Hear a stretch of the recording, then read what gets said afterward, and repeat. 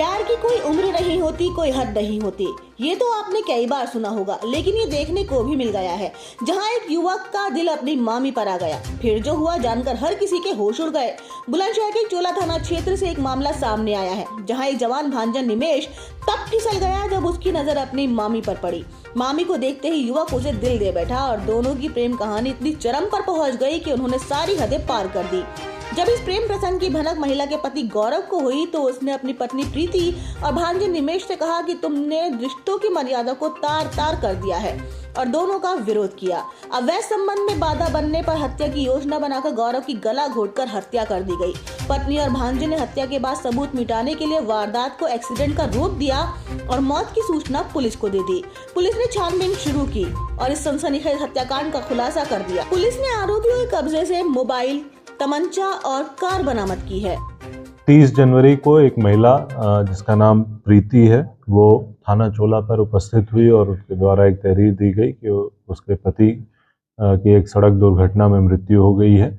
उसकी तहरीर के आधार पर मुकदमा पंजीकृत किया गया था और बॉडी को पोस्टमार्टम के लिए भेजा गया। जब पोस्टमार्टम रिपोर्ट आई तो उसमें यह पाया गया कि जो मृतक हैं उनके मृत्यु का कारण थ्रॉटलिंग है, अर्थात उनका गला दबा करके उसकी हत्या की गई है।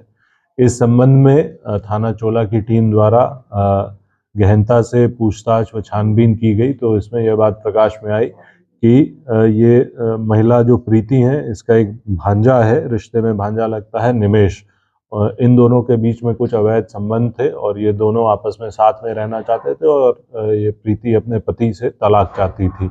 जब इसके पति ने तलाक देने से इनकार कर दिया तो इन लोगों ने ये प्लानिंग करी कि इसको रास्ते से हटा दे और उसके बाद प्रीति, निमेश और निमेश का एक साथी है तरुण, इन तीनों लोगों ने ये प्लानिंग करी और निमेश और तरुण ने मृतक को एक फार्म हाउस पर बुलाया। वहाँ पे इसका गला दबा करके इसकी हत्या कर दी और उसके बाद इसका मोटरसाइकिल और इसकी बॉडी को ले जाकर चोला थाना क्षेत्र में इस प्रकार से रख दिया कि वो एक एक्सीडेंट का रूप ले ले और उसके बाद फिर इन लोगों ने पुलिस को सूचना दी।